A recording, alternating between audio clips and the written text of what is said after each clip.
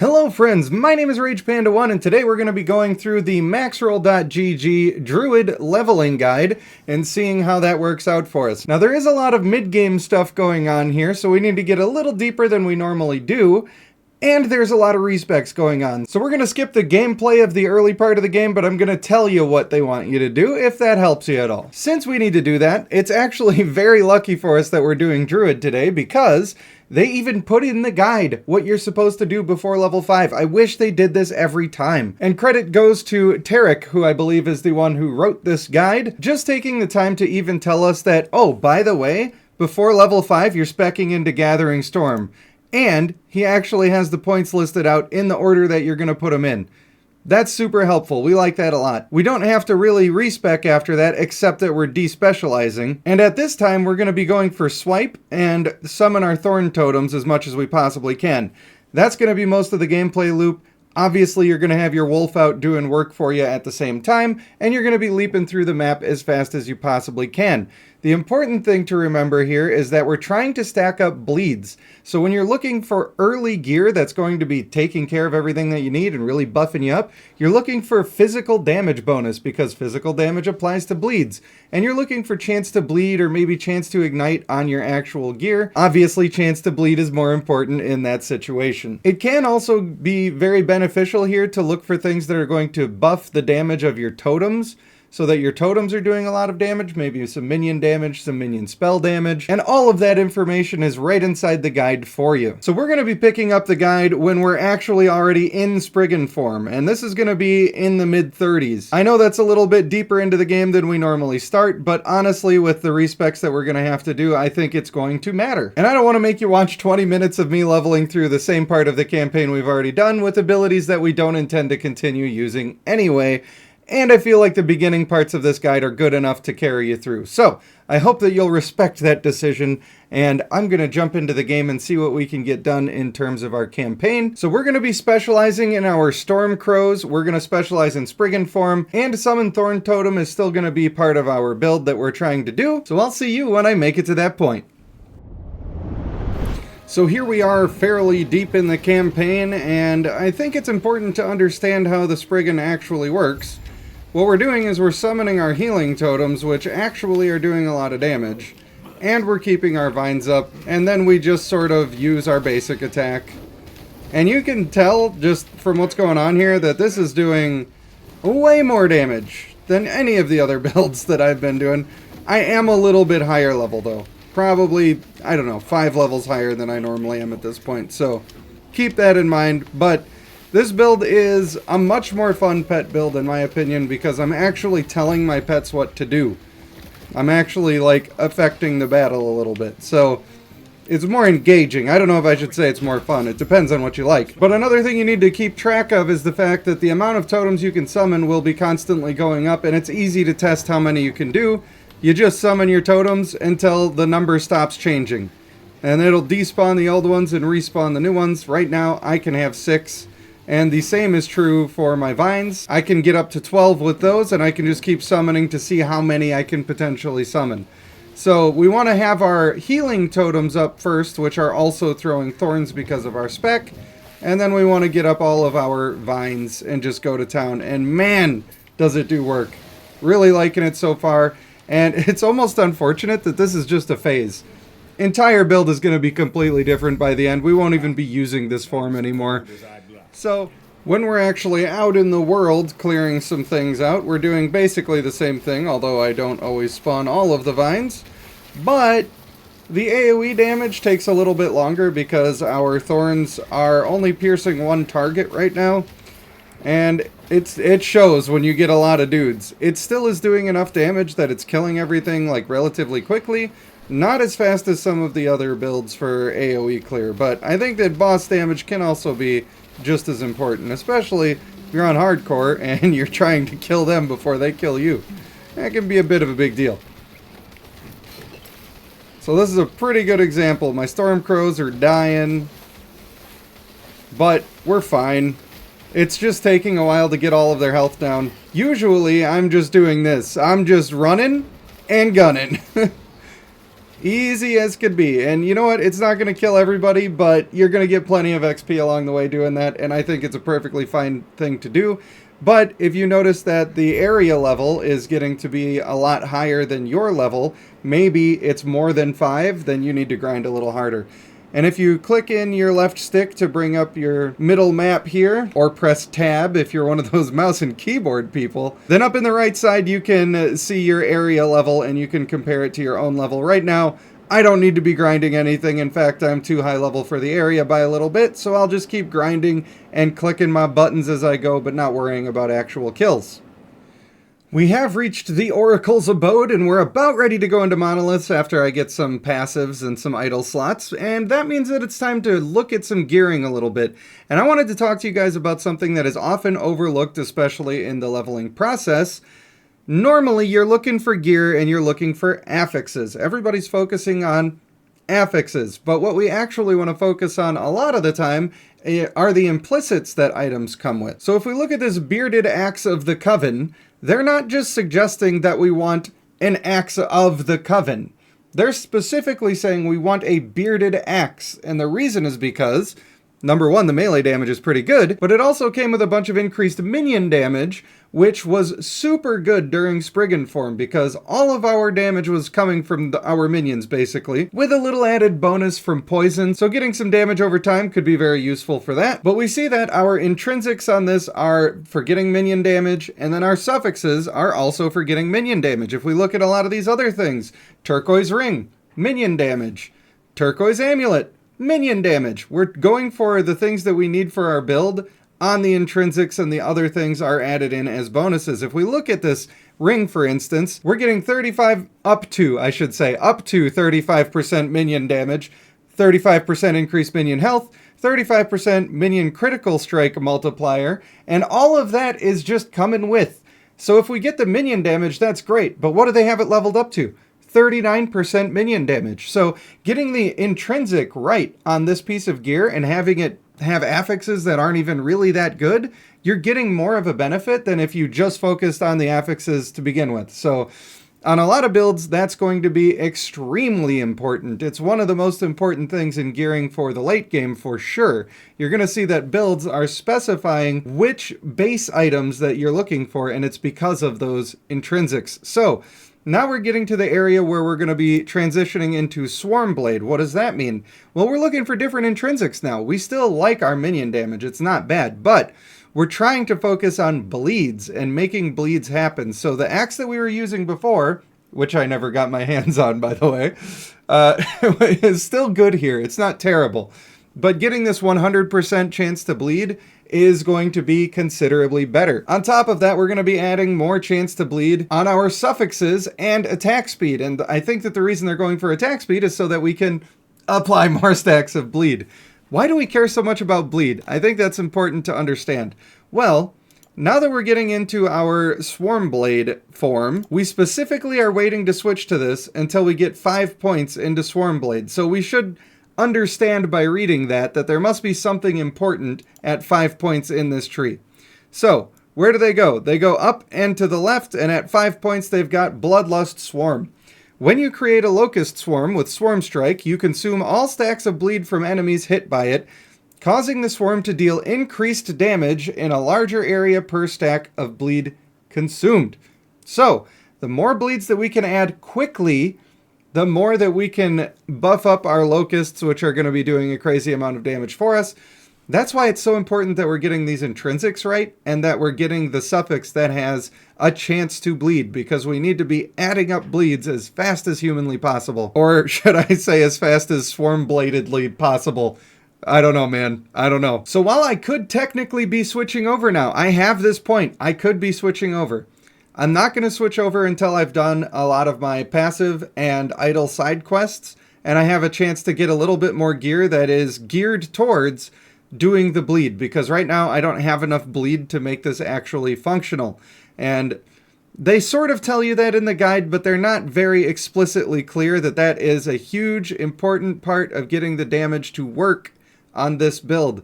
You need to be applying a ton of bleed stacks, consuming those bleed stacks, and getting huge damage from your locusts. So we still want minion damage, but we're going for bleeds first. Now, I always do the Sapphire Tablet as one of the side quests every time I make one of these videos because it gives you passive points and idle slots, and that's really good. We love that, but there's a little trick after we kill this guy that you want to be doing.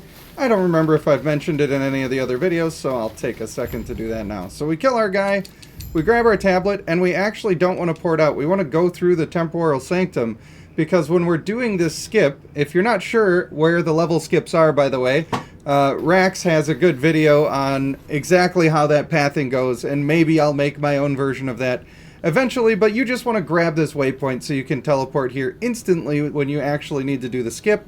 And the skip involves going through the Temporal Sanctum, completing the dungeon, and then you'll end up in Act 9, and you can do all the cool stuff that you ever wished that you could do. Of course, it wouldn't be a Last Epoch video if we didn't talk about crafting a little bit. Now, I don't have a good helmet right now. This one that I'm putting in here is absolutely terrible, in fact, and it doesn't even have a lot of crafting potential, but I might be able to save it with a Rune of Discovery, if we happen to just get really lucky.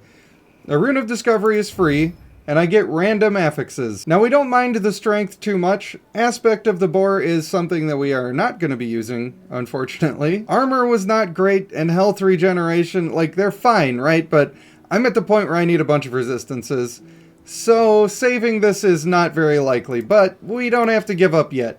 I'm still happy with the strength. That's fine. But I need resistances. If I can roll into some that are good, then maybe I'll try to keep the thing going. I got a little bit of fire resistance. Crit strike avoidance is nice, but honestly I feel like I want resistances first. A lot of people say get crit strike avoidance first, and that's great, but my resistances are like literally nothing. I've got 10 and 30, right? If I was at 50 to 60, I feel like it's better. I have not done the math on that. That's just how I feel on the inside. For my chests, I got lucky here. This comes with attunement. This is not the base that they suggest, but I know that I need attunement as well.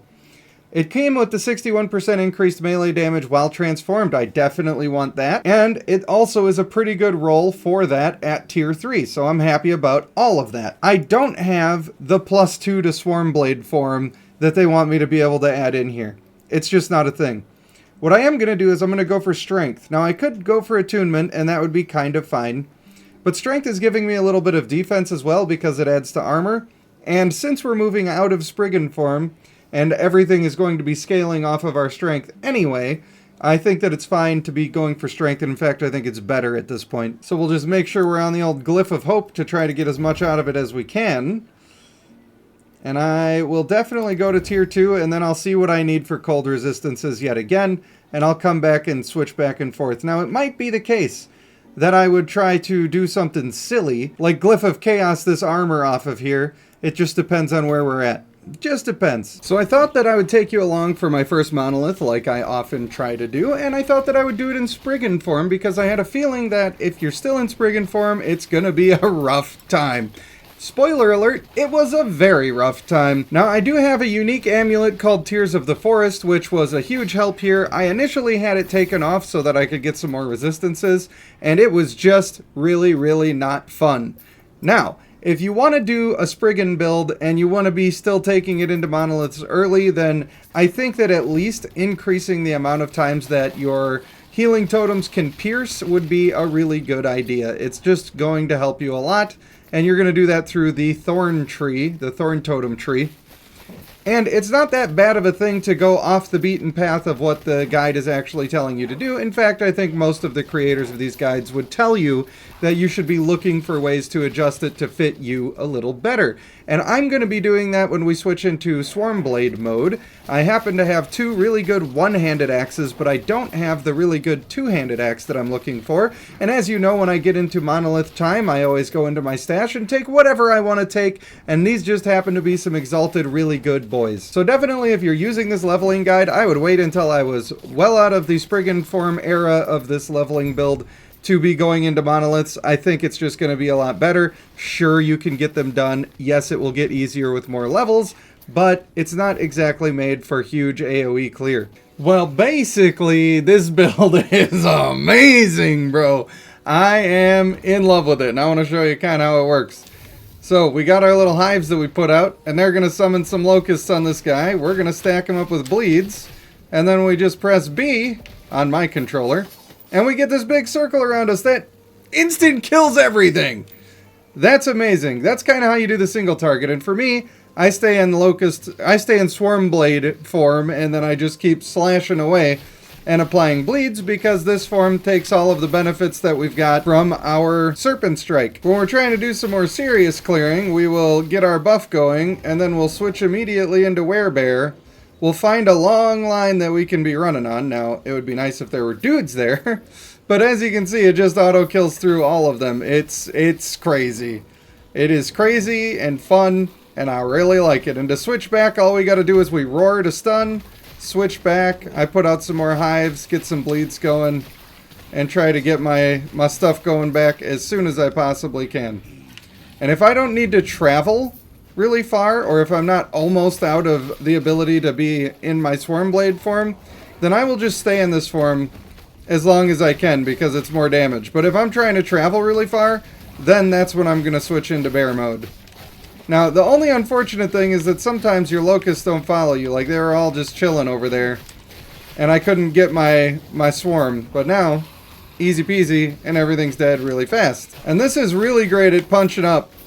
If you're fighting something really, really strong, that just means you get to put more bleeds up. And if it's a single person that's really strong, all of your little locusts are going to be attacking them. You're going to get the biggest possible buff, and it's going to be amazing. But yeah, the DPS is crazy here. It's worth all of the respects. This is my favorite build that I've gotten from a guide that I've played so far, for sure.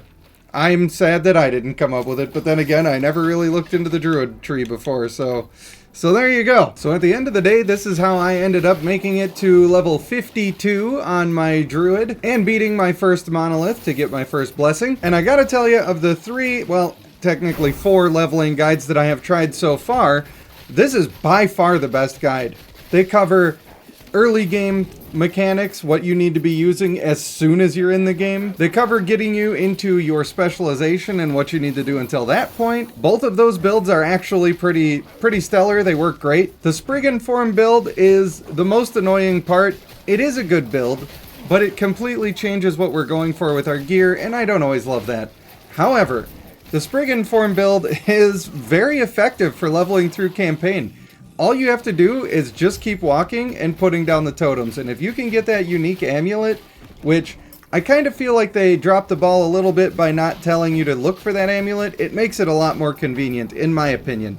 I understand why they want you to go for the boots if you get a Rune of Ascendance, but I don't know, man. I really think that amulet makes it so much easier for a couple hours of gameplay. Then again, they do use those boots on every build, so I suppose the extra health is what they're looking for on that one. But when we get to the end game of this build, the final form, as you might say, my god, it's like the funnest thing I've done in this game so far. You get to ramp up and do a lot of complicated inputs in a row, and you got to keep your mind on task. But then, the reward is that you get to literally just walk through everybody and make them disappear. It's crazy. And obviously, the developers built this build into the game. They wanted it to work like this because it's got its partner in the tree, and it works exactly how you would want it to work. There is also a little bit of RNG and sort of skill in developing this, because you have to watch out for where your swarms actually are in order to get the most out of the build, and you need to be applying bleeds. Luckily for me, I had some great stuff in my stash. This first axe has a 73% chance to bleed on hit. That's a tier 6. It comes with the implicit, which is a chance to bleed on hit. That makes this basically the highest chance to bleed of a weapon that I could get compared to the intrinsics of a two-hander, right? So if this was the only one, it wouldn't quite be good enough because we could still get the suffix on the other axe. Luckily, I also got the damage over time and the melee attack speed on here, and some extra minion damage, which all helps out a lot, although minion spell and bow damage isn't exactly what I want for this build. We also have this other axe that is applying another 25% chance to bleed on the intrinsic, and it's got a 20% chance on the suffix, which I can still upgrade. I got 30 forging potential here. These axes are going to last me until I'm in the 70s and I get the Bardish. That is going to be how that works. Once you get that two-hander though, game over, man. That thing's just, the implicits are too good, it doesn't even matter. We also got all of this armor shred on hit, and that makes this just so, it's a dream. You just walk up to big bosses and they die. I couldn't be happier. I couldn't recommend it enough. If you plan on playing a druid, you must try this build out. It's so fun. It is a little complicated though, so you got to learn all your buttons and how they work, but hopefully this video gave you a head start on how to do that. If anything I did say here did help you a little bit, or if I was entertaining in some way, then go ahead and like and subscribe, as I'm going to be making a ton of Last Epoch content, including I'm going to be streaming here on YouTube until I can get a schedule figured out. Once I have a schedule, then I'll start doing it on Twitch and I can tell you when to meet me there. But getting notifications is probably the easiest way to catch a stream for now, so we'll stick to YouTube for the minute. So in conclusion, well done Maxroll. This is fantastic. Absolutely a lovely, delightful build to use. Let me know in the comments if you preferred me skipping the beginning of the leveling process, or if you want me to go over that in detail in the future videos. For now, I want to thank you for watching. I have been Rage Panda 1, and I will see you in the next one.